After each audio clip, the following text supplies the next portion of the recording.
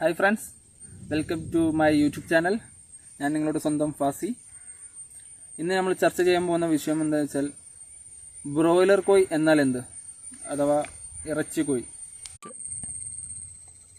1971 BV Rao ഡയറക്ടറായ Venkateswara hatcheries private limited എന്ന കമ്പനിയാണ് ബ്രോയിലറിന് രൂപം കൊടുത്തത്.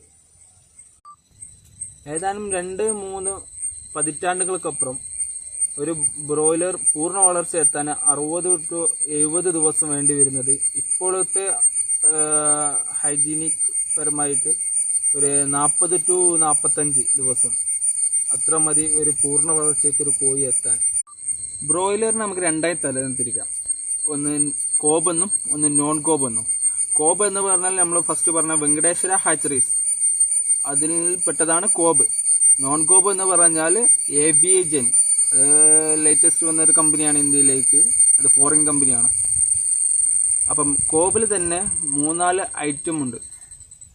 ഒന്ന് കോബ് 400, 430Y, 430 എന്നീ 3 ഇനം ബ്രോയിലർ കോഴികളുണ്ട്. നോൺ കോബിൽ തന്നെ റോസ്, നൈക്കനക്ക്, AP95, ഹബ്ബേർഡ് തുടങ്ങിയ ബ്രോയിലർ കോഴികളുമുണ്ട്. ഇത് രണ്ടും തമ്മിലുള്ള വ്യത്യാസം എന്നാൽ എന്തെന്ന് വെച്ചാൽ, ബ്രോയിലർ കുറഞ്ഞ തീറ്റയിൽ കൂടുതൽ ബോഡി വെയിറ്റ് ഉൽപ്പാദിപ്പിക്കും. കർഷകന് വേണ്ടതും അതാണ്, കൂടുതൽ ബോഡി വെയിറ്റ് വെക്കുക എന്നതാണ് ഒരു കർഷകന് വേണ്ടത്.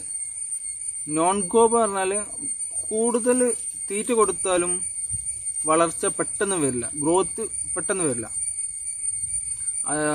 കോബിന് ഒരു 40 ദിവസം കൊണ്ട് 200-200 ബോഡി വെയിറ്റ് വെക്കുകയാണെന്നുണ്ടെങ്കിൽ, നോൺ കോബിന് ഒരു 1800, 1900 40 ദിവസം കൊണ്ട് കൂടുതൽ തീറ്റയും തിന്നും.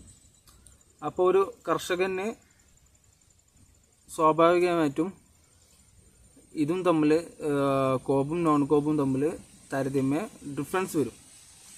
പ്രൊഡക്ഷൻ കോസ്റ്റിലും എല്ലാത്തിലും അവർക്ക് ഡിഫറൻസ് വരും. അതുകൊണ്ട് തന്നെ ഏറ്റവും ഒരു കർഷകന് താല്പര്യപ്പെടുന്നത് കോബാണ്. അത് നമ്മൾ കേരളത്തിലെ കർഷകരെ വെച്ചിട്ടാണെന്നുണ്ടെങ്കിൽ, കേരളത്തിലെ കർഷകർക്ക് ഏറ്റവും അനുയോജ്യമായത് കോബ് എന്ന വെങ്കടേശ്വര ഹാച്ചറീസിൻ്റെ ബ്രോയിലർ ചിക്സ് ആണ് എല്ലാ കർഷകർക്കും അനുയോജ്യമായ ചിക്സ്. നമ്മുടെ ജനങ്ങളുടെ ഇടയിലൊരു സംസാര വിഷയമുണ്ട്, ബ്രോയിലർ കോഴി കഴിക്കാൻ പറ്റില്ല, അത് ഹോർമോൺ കുത്തിവെച്ചതാണ്, അതിന് ഒരുപാട് വാക്സിനേഷൻ കൊടുക്കുന്നുണ്ട് എന്നുള്ളതൊക്കെ. അതൊക്കെ വെറും അസംബന്ധമാണ്.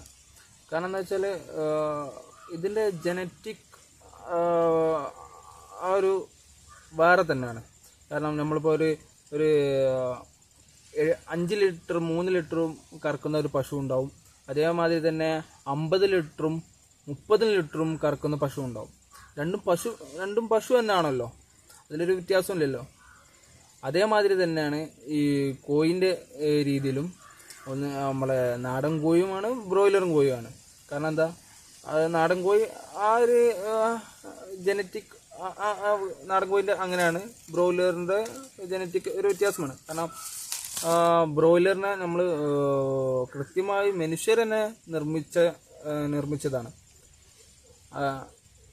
അപ്പോൾ അതുകൊണ്ട് ഈ ബ്രോയിലറിൽ ഒരു തരത്തിലും ഹോർമോൺ കുത്തിവെപ്പോ അതല്ല മറ്റു ടോണിക്കുകളോ ഒന്നും കൊടുക്കുന്നില്ല. ആകെ കൊടുക്കുന്നത് എന്താ വെച്ചാൽ 2-3 വാക്സിൻ കൊടുക്കുന്നുണ്ട്. അത് നമുക്ക് ഇനി മറ്റൊരു എപ്പിസോഡിൽ, വീഡിയോയിൽ നമുക്ക് അതിനെ കുറിച്ചായിട്ടുള്ള ചർച്ചകളൊക്കെ ചെയ്യാം. ഇനി നമുക്ക് നമ്മളുടെ ഫാമിലേക്ക് ഒന്ന് പോയി നോക്കാം. ഫാമത്തെ കാര്യങ്ങളും അതിനെക്കുറിച്ചുള്ള അനുബന്ധ കാര്യങ്ങളും നമുക്ക് സംസാരിക്കാം. വരും.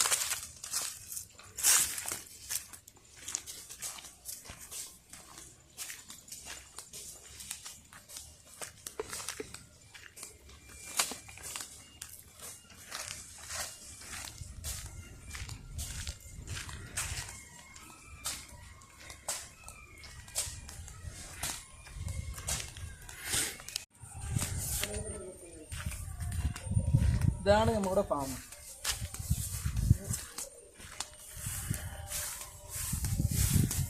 ഇവിടുന്ന് അങ്ങോട്ടേക്കുള്ള ഓരോ എപ്പിസോഡും നമ്മൾ ബ്രോയിലർ കുഞ്ഞുങ്ങളെ പറ്റിയായിട്ടും ബ്രോയിലർ കോഴികളെ പറ്റിയായിട്ടുമാണ് നമ്മൾ ചർച്ച ചെയ്യാനുള്ളത്.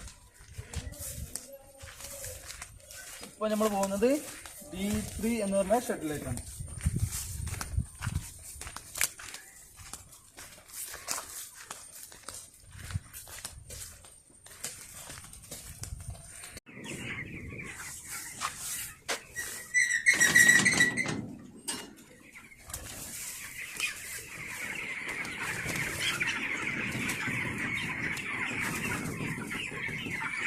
ഇത് കോബ് ഇനത്തിൽപ്പെട്ട കോബ് 430Y എന്ന് പറഞ്ഞ ബ്രീഡ്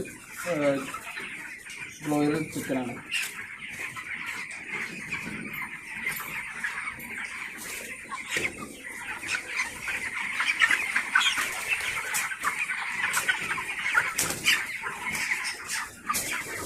ഇത് 23 ദിവസം പ്രായമായിട്ടേ ഉള്ളൂ.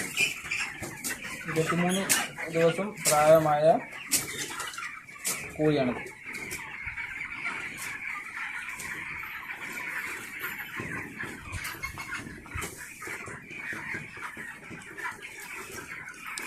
ആ ബ്ലാക്ക് കളറുള്ള കോഴിയുണ്ടോ?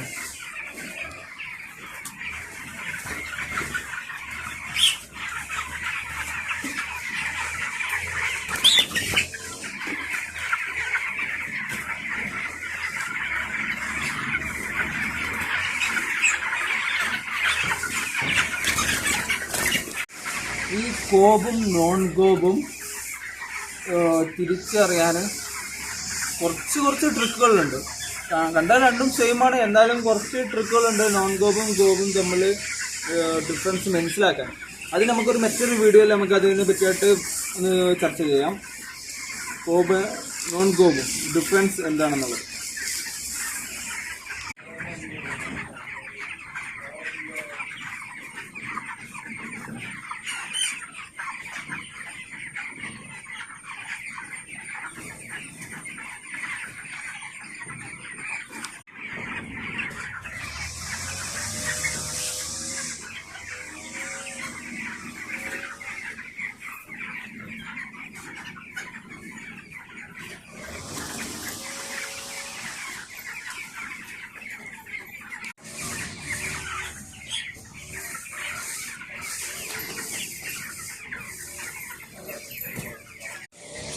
ഫാമിംഗ് രംഗത്തെ കൂടുതൽ വിശേഷങ്ങൾ അറിയാനും പഠിക്കാനും വേണ്ടി നമ്മുടെ ചാനലായ ഹൈടെക് ഫാം കാലിട്ടൺ എന്ന യൂട്യൂബ് ചാനൽ സബ്സ്ക്രൈബ് ചെയ്യൂ, ബെല്ലൈക്കൺ അമർത്തൂ.